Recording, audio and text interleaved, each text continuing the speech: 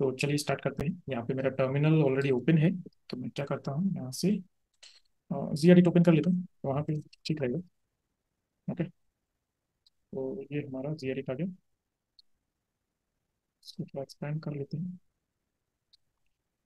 इसे text size का हम देख लेते हैं, अगर अवेलेबल होगा तो। Editor tab with auto save font and colours, yes. यहाँ से डिफॉल्ट यूज नहीं करना है, और साइज को हम थोड़ा सा बढ़ा लेते हैं। Looks like good.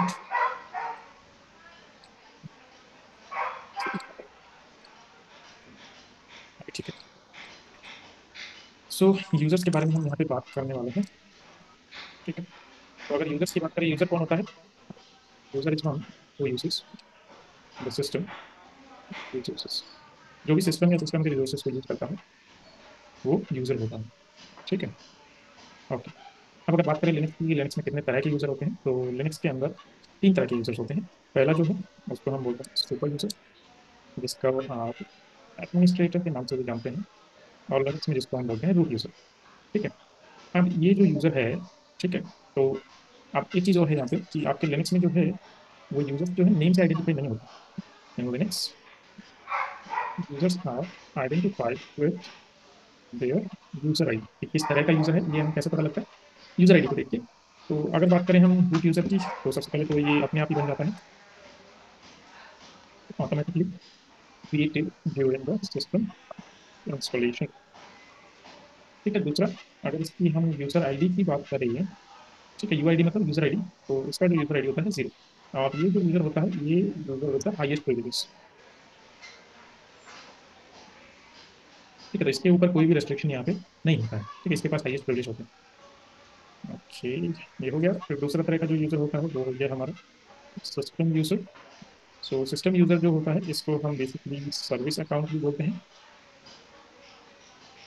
ठीक है, और ये जो हमारा सर्विस अकाउंट है, ये दोनों तरह पे बनता है। जब सिस्टम इंस्टॉल होता है तो तब भी कुछ सर्विस बनती है। तो बेसिकली हम ये कह सकते हैं कि automatically created when a service is installed। तो जब भी एक सर्विस इंस्टॉल होगी उसके लिए यूजर बन जाएगा अपने आप। और अगर बात करें इसकी यूजर आईडी की, तो यहाँ पे एक पूरी रेंज होती है। तो इसकी जो यूजर आईडी की रेंज होती है वो होती है 1 to 999। ठीक है, यहाँ तक की इसकी रेंज होती है। और इसको जो है as privileges specific to that service. ठीक है, तो उस सर्विस को जितने प्रिविलेज मिले होते हैं उतना ही इसके पास एक्सेस होता है, उससे ज़्यादा एक्सेस नहीं होता है। ठीक है, तो इसका एक एग्जांपल अगर आप लेना चाहें, तो जैसे अगर आप मान के चलो यहाँ पे आपने HTTP सर्विस इंस्टॉल करी, अपाचे वेब सर्वर बनाया, तो वहाँ पे उसके लिए एक यूजर बन जाएगा www डेटा नाम से। ठीक है, तो इस तरह से ये सब होता है। और उसके बाद थर्ड टाइप का जो यूजर होता है उसको हम बोलते हैं आपका सिस्टम यूजर। सिस्टम यूजर जो है उसको आप सॉरी, सिस्टम यूजर ऑलरेडी हो चुका है, ये आपका स्टैंडर्ड यूजर होता है। ठीक है, तो इस स्टैंडर्ड यूजर को कई बार नॉर्मल यूजर भी बोल देते हैं। ठीक है, और रेगुलर यूजर भी कई बार बोल देते हैं। और ये जो है ये रूट यूजर का रूट यूजर द्वारा बनाया जाता है। ठीक है, तो created by the root user. Okay, और इसकी जो रेंज होती है यूजर आईडी की, वो होती है आपकी 1000 to 60,000। ओके, और अगर प्रिविलेज की बात करें, the privilege is signed by the super user. तो रूट यूजर जो भी प्रिविलेज साइन करेगा वही उनको मिलेंगे। ठीक है, ओके। तो ये तो बात हो गई कितने तरह के यूजर्स होते हैं, क्या उनकी यूजर आईडीज होती हैं, कैसे उनके प्रिविलेज होते हैं, कैसे यूजर सब बनते हैं। अब अगर बात करें कि जब भी कोई यूजर बनता है तो कुछ चीजें होती हैं सिस्टम में। ठीक है, सिस्टम में कुछ चेंजेस होते हैं। तो वो चेंजेस के बारे में अगर बात करें तो मैं कह सकता हूँ कि when a user is created, some tasks are performed। ठीक है, और वो टास्क क्या है? तो पहला अगर बात करें तो some files and directories will be created. कुछ फाइल्स एंड डायरेक्टरीज आपके सिस्टम में बनेगी। ठीक है, और वो फाइल्स एंड डायरेक्टरीज क्या होंगी? पहला जो होगा वो होगा आपका उस यूजर की होम डायरेक्टरी। होम डायरेक्टरी आपका यूजर। दूसरा जो होगा आपका मेल बॉक्स फाइल होगी। ठीक है, तो अगर हम होम डायरेक्टरी की बात करें तो जनरली आपका जो होम डायरेक्टरी होगा वो कहाँ पे होगा? स्लैश होम, और स्लैश वहाँ पे जो भी यूजर का नेम आपका होगा। ठीक है, तो जैसे मान के चलो जो भी यूजर नेम है उस यूजर के नाम से होगा। ठीक है, मेल बॉक्स फाइल जो होगा आपका वो होगा स्लैश वो स्लैश स्लैश मेल, और उसके बाद वहाँ पे आपका यूजर का नेम से फाइल बना हुआ होगा। तो इसको भी कुछ इसी तरीके से कर देते हैं। ओके, तो इस तरीके से ये होगा। दूसरा अगर हम बात करें तो कुछ फाइल्स होंगी जो आपके यूजर के होम डायरेक्टरी में कॉपी होंगी। ठीक है, so some files and directories are copied to the users home directory from slash ETC slash skel. तो ये जो स्लैश ईटीसी से स्लैश स्कैल होता है इसको हम स्केलेटन डायरेक्टरी भी बोलते हैं। और यहाँ से कुछ फाइल्स वगैरह कॉपी होंगी जैसे कि डॉट बैच आरसी होगी। ठीक है, डॉट बैच अंडरस्कोर प्रोफाइल होगी। ठीक है, इसके बाद आपकी डॉट बैच अंडरस्कोर लॉगआउट होगी। ठीक है, और एक डायरेक्टरी भी होगी लाइक डॉट मॉड्यूल। ठीक है, तो इस तरह से ये कुछ फाइल्स एंड डायरेक्टरीज होती हैं जो आपकी वहाँ से कॉपी होती हैं। ठीक है, ओके। सो नेक्स्ट जो है कुछ फाइल्स मॉडिफाई भी होती हैं। ठीक है, कौन कौन सी फाइल्स मॉडिफाई होती हैं? सो दो फाइल्स होंगी, वैसे तो टोटल चार फाइल्स होती हैं, दो हम अभी बात करेंगे, दो हम ग्रुप में बात कर लेंगे। सो सम फाइल्स आर मॉडिफाइड, और वो फाइल्स कौन सी होती हैं? तो पहली जो फाइल होती है वो होती है स्लैश ईपीसी स्लैश पासवर्ड, जिसमें बेसिकली यूजर इंफॉर्मेशन होती है। और दूसरी जो फाइल है आपकी वो होती है स्लैश ईपीसी स्लैश शैडो, जिसके अंदर आपकी यूजर की पासवर्ड इंफॉर्मेशन होती है। Password information. ठीक है, तो इस तरह से दो फाइल्स ये और होती हैं मॉडिफाइड।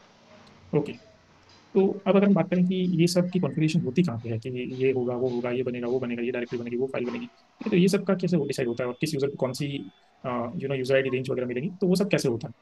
तो ये सारी जो कॉन्फ़िगरेशन होती है, ठीक है, तो दो फाइल्स होती है जहाँ पे कॉन्फ़िगरेशन। तो मैं कहूँगा कि the default configuration for the user और न्यू यूजर इज फ्रॉम, तो वो कहाँ से होती है? पहला अगर बात करें तो स्लैश ईपीसी स्लैश डिफॉल्ट और यूजर आई। पहली फाइल तो ये होती है जिसमें जो भी नया यूजर बनेगा उसके लिए क्या डिफॉल्ट सेटिंग होगी वो सब होगा।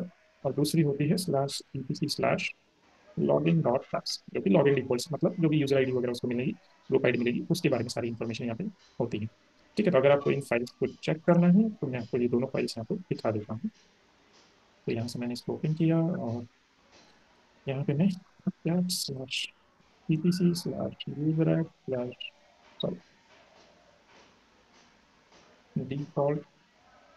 ठीक है, तो यहाँ पे आप देख सकते हैं कि बाई डिफॉल्ट अगर कोई भी ग्रुप आपने मेंशन नहीं किया है तो ग्रुप 100 मिलेगा, जो कि यूजर्स ग्रुप है, तो यूजर जो है इसका मेंबर हो जाएगा। दूसरा है कि होम डायरेक्टरी स्लैश होम में बनेगी, इनएक्टिव पीरियड -1 है, -1 मतलब यूजर जो है उसका पासवर्ड कभी भी एक्सपायर नहीं होगा, यूजर अकाउंट कभी भी डिसेबल नहीं होगा। ठीक है, उसके बाद उसकी कोई एक्सपायरी डेट नहीं होगी, ये उसको शेल मिलेगी। तो शेल बेसिकली क्या होता है कि यूजर को कमेंट्स एग्जीक्यूट करने के लिए अलाउ करता है, तो यहाँ पे बैश शेल है जो कि उसको इंटरप्रेट करेगा। ठीक है, और ये आपकी स्केलेटन डायरेक्टरी रहने वाली है और मेल बॉक्स फाइल बनने वाली है उसके लिए यहाँ पे यस है। तो ये सब तो यहाँ पे होता है। बाकी अगर कॉन्फ़िगरेशन की बात करें तो cat slash EPC slash login dot defs की अगर बात करें तो आप देखेंगे कि यहाँ पे ये लॉगिन डॉट डेक्स वाली फाइल है। और इसमें यहाँ पे आपको थोड़ा कलर अच्छा नहीं दिखेगा, तो इसके लिए मैं क्या करता हूँ, इसको विम से ओपन कर लेता हूँ, vim slash EPC slash login dot defs. अब यहाँ पे आपको थोड़ा कलर ठीक से दिखाई देगा। तो यहाँ पे आप इसको देख सकते हैं कि यहाँ पे कुछ कॉन्फ़िगरेशन है। और अभी तो ये आपकी मेल बॉक्स फाइल कहाँ पे बनेगी, तो वॉट्सफुल मेल पे बनेगी। ठीक है, इसके अलावा अगर आप थोड़ा और स्क्रॉल करेंगे तो यहाँ पे आपको यू मास्क दिख जाएगा। फिर यहाँ पे आपको कि मिनिमम पासवर्ड डेज कितना होगा, मैक्सिमम पासवर्ड डेज कितना होगा, मैक्सिमम एज कितना होगा, तो ये सब इन्फॉर्मेशन मिल जाएगा और इनके बारे में सारी इन्फॉर्मेशन की क्या मतलब है इनका। ठीक है, और यहाँ पे फिर यहाँ पे यूजर आईडी मिनिमम, तो जो भी नया यूजर बनेगा उसकी यूजर आईडी 1000 से मैक्सिमम 60,000 तक बाई डिफॉल्ट जाएगी। ठीक है, और जो सिस्टम यूजर की यूजर आईडी है वो मैक्सिमम 999 तक जाएगी। उसके बाद वैसे ही ग्रुप आईडी है सेम। ठीक है, और उसके बाद यहाँ पे जो एन्क्रिप्शन मेथड यूज होगा पासवर्ड के वो यहाँ पे SHA-512 होगा। ठीक है, तो इस तरीके से आप देख सकते हैं कि सारी एल्गोरिदम वगैरह सब कुछ यहाँ पे डिफाइंड है। ठीक है, यूजर ग्रुप इनेबल्ड है और होम डायरेक्टरी बनने वाली है। ठीक है, तो इस तरीके से ये सारी कॉन्फ़िगरेशन यहाँ पे होती है इन फाइल्स में। ठीक है, तो अभी मैं इसको एग्जिट कर देता हूँ क्योंकि मुझे कुछ भी मॉडिफाई नहीं करना है। क्लियर कर देते हैं। और अब अगर बात करें हम जो दो फाइल्स हमने बात करी थी कि मॉडिफाई होती हैं, जो स्लैश ईटीसी पास डब्ल्यू डी होती है और सेकंड फाइल जो है स्लैश ईटीसी स्लैश शैडो होती है, तो उनके बारे में भी थोड़ी सी बात कर लेते हैं। तो अगर मैं उन फाइल्स को रीड करूँ कि कैट स्लैश ईटीसी स्लैश पास डब्ल्यू डी, तो यहाँ पे आपको ये कंप्लीट फाइल यहाँ पे लिखिए। ठीक है, तो ये सब डेटा यहाँ पे है इस फाइल के अंदर, इतना सब डेटा इसमें है। अब ये डेटा किस तरह से आप समझेंगे, तो मान के चलो ये एक एंट्री है यहाँ पे। ठीक है, तो ये एक स्पेसिफिक यूजर के लिए एंट्री है। इसमें क्या होता है, सबसे पहले होता है आपका यूजर का नाम। ठीक है, नेम ऑफ द यूजर। फिर यहाँ से पासवर्ड इन्फॉर्मेशन है, तो यहाँ पे इस फाइल में पासवर्ड अवेलेबल नहीं है, इसलिए हमेशा इसमें एक्स ही होगा, क्योंकि पासवर्ड जो है वो शेडो फाइल में अवेलेबल होता है, यहाँ नहीं होता है। उसके बाद यहाँ पे यूजर आईडी की इन्फॉर्मेशन है कि इस यूजर की यूजर आईडी 1000 है, 1000 है मतलब ये एक स्टैंडर्ड यूजर है। सेम वे इसका ग्रुप आईडी भी 1000 है, तो बाई डिफॉल्ट क्या होता है, जो ग्रुप आईडी होगा, जो यूजर आईडी होगा वही उस यूजर का ग्रुप आईडी भी होगा। ठीक है, तो ये इसका जेकोस नेम है, जेकोस नेम कह सकते हैं, जो लॉगिन नेम है वो कह सकते हैं, जो भी आपको लॉगिन स्क्रीन पे शो होगा, या फिर आप इसको कमेंट भी कह सकते हैं। ठीक है, उसके बाद यहाँ पे इसका होम डायरेक्टरी कहाँ पे बना हुआ है, /home/टेस्ट में बना हुआ है, और इसका शेल कौन सा है, तो ये सारी इन्फॉर्मेशन हमें यहाँ से मिलती है। Name, password, user ID, group ID, जेकोस नेम और कमेंट, होम डायरेक्टरी और मेल बॉक्स फाइल। ठीक है, इतना सब इन्फॉर्मेशन हमें यहाँ से इस फाइल से मिल जाता है। उसके बाद अगर दूसरा फाइल की बात करें, तो दूसरा जो फाइल होता है वो होता है /etc/shadow। तो उसमें भी मैं चले जाता हूँ, /etc/shadow। तो इस फाइल में क्या इन्फॉर्मेशन होती है, तो यहाँ पे देखेंगे कि जैसे अगेन ये एक एंट्री है यूजर के लिए, तो नॉर्मली एंट्री ऐसी दिख रही है, इसमें कुछ थोड़ा सा अलग है, तो वो क्या अलग है उसकी भी बात कर लेते हैं। तो सबसे पहले इसमें जो होगा वो होगा यूजर का नेम, तो जैसे अभी टेस्ट यूजर की हम बात कर रहे थे, तो यहाँ पे टेस्ट यूजर का नेम आ गया, ये उसका पासवर्ड। ठीक है, तो यहाँ पे ये जो पासवर्ड है एक पासवर्ड हैश की फॉर्म में है। ठीक है, क्योंकि ओरिजिनल प्लेन टेक्स्ट पासवर्ड नहीं होगा, ये एक हैश है। ठीक है, तो हैश क्या होता है कि पासवर्ड पे कोई एल्गोरिथम रन करके पासवर्ड को सिक्योर करने के लिए यहाँ पे, ताकि कोई अगर ये शेडो फाइल देखे तो उसको पासवर्ड का पता नहीं लगे, तो उसके लिए यहाँ पे इस तरह से इसको यूज किया गया है। ओके, उसके बाद यहाँ पे ये क्या है, ये है लास्ट पासवर्ड चेंज की, लास्ट टाइम पासवर्ड कब चेंज हुआ था। तो आप ये देखेंगे कि यहाँ पे एक नंबर दिया हुआ है 19776। तो इस नंबर का क्या मतलब है, इस नंबर का बेसिकली मतलब ये है कि ये नंबर ऑफ डेज काउंट कर रहा है, ये दिन काउंट कर रहा है कि इतने दिन हो गए, लेकिन कब से हो गए। तो ये number number of days count कर रहा है कब से, 1 जनवरी 1970 से। ओके, 1 जन 1970 से ये काउंट कर रहा है कि 1 जन 1970 के बाद इतने दिन बीत गए, तब जाके पासवर्ड चेंज हुआ था, ये यूजर क्रिएट हुआ था। ठीक है, उसके बाद यहाँ पे ये क्या है, ये मिनिमम पासवर्ड एज है। मिनिमम पासवर्ड एज का क्या मतलब है, मिनिमम पासवर्ड एज का सीधा सा मतलब ये है कि ये जो यूजर है कब पासवर्ड चेंज कर सकता है। ठीक है, तो अगर यहाँ पे 0 है, इसका मतलब यूजर जब चाहे अपना पासवर्ड चेंज कर सकता है। ठीक है, अगर यहाँ पे 1 होता तो क्या होता कि अगर यूजर ने आज पासवर्ड चेंज किया है तो वो अब एक दिन तक पासवर्ड चेंज नहीं कर पाएगा, तो यहाँ पे जितना नंबर लिखा होगा उतने दिन यूजर पासवर्ड चेंज नहीं कर पाएगा। जैसे मान के चलते हैं यहाँ पे 5 आ गया, तो इसका क्या मतलब हुआ कि अगर यूजर ने आज पासवर्ड चेंज किया है तो अब अगले 5 दिन तक वो पासवर्ड चेंज नहीं कर पाएगा। ठीक है, उसके बाद ये क्या है, ये है maximum password age. Maximum password age मतलब कि यूजर का पासवर्ड जो है वो इतने दिन के लिए वैलिड है। ठीक है, इतने दिन तक वो पासवर्ड एक्सपायर नहीं होगा, इसलिए इसको बोलते हैं मैक्सिमम पासवर्ड एज, मतलब वो यूजर अपने पासवर्ड को इतने दिन तक यूज कर सकता है। ठीक है, उसके बाद नेक्स्ट है वार्निंग लेबल, और you can see like warning period. ठीक है, कि जैसे मान के चलो आपका पासवर्ड जो है 7 दिन बाद और 10 दिन बाद एक्सपायर होने वाला है, तो 7 दिन पहले आपको वार्निंग आ जाएगा कि आपका पासवर्ड एक्सपायर होने वाला है, पासवर्ड चेंज कर लीजिए। ठीक है, आपका पासवर्ड एक्सपायर होने वाला है, पासवर्ड चेंज कर लीजिए। ठीक है, तो इससे क्या होता है, इससे ये होता है कि बेसिकली जैसे आपने एग्जांपल देखा होगा कि जैसे आपके मोबाइल का रिचार्ज खत्म होने वाला होता है, तो कंपनी कुछ दिन पहले ही मैसेज करना स्टार्ट कर देती है कि आपका रिचार्ज खत्म होने वाला है, रिचार्ज कर लीजिए। वैसा ही होता है कि आपका पासवर्ड एक्सपायर होने वाला है, पासवर्ड चेंज कर लीजिए।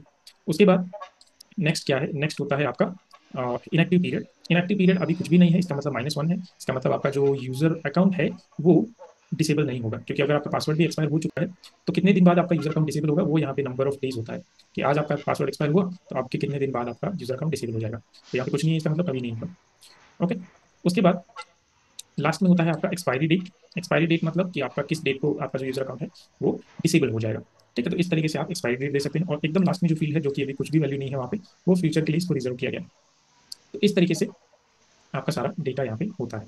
ठीक है, और आपका जो एक्सपायरी डेट होगा वो भी आपका नंबर ऑफ डेज में ही आएगा, 1 जन 1970 से। ठीक है, तो अगर मान के चलो इसको आपको अच्छी तरह से देखना है तो आप एक कमांड यहाँ पे यूज कर सकते हैं, जो कि है चेंज एज -l, और यूजर का नाम आप दे दीजिए, तो अच्छे से आपको क्लियर डिटेल्स यहाँ पे दिख जाएंगे कि पासवर्ड लास्ट टाइम कब चेंज हुआ था, कब एक्सपायर होगा, इनएक्टिव कब होगा, अकाउंट कब एक्सपायर होगा। ठीक है, और पासवर्ड चेंज में कम से कम कितने दिन बीतने चाहिए। ठीक है, maximum number of days password कब तक चेंज नहीं करोगे तो भी चलेगा, और कितने दिन पहले वार्निंग मिलेगा, तो वो सब इन्फॉर्मेशन आपको क्लियर इस फॉर्मेट में यहाँ पे मिल जाती है। तो ये कमेंट आप यूज कर सकते हैं, यहाँ पे चेंज एज -l, और यहाँ पे यूजर का नेम दे सकते हैं, तो यहाँ से आपको ये सारी डिटेल्स मिल जाएंगी। ठीक है, तो इस तरीके से ये था एक बेसिक इंट्रोडक्शन आपकी यूजर्स के बारे में।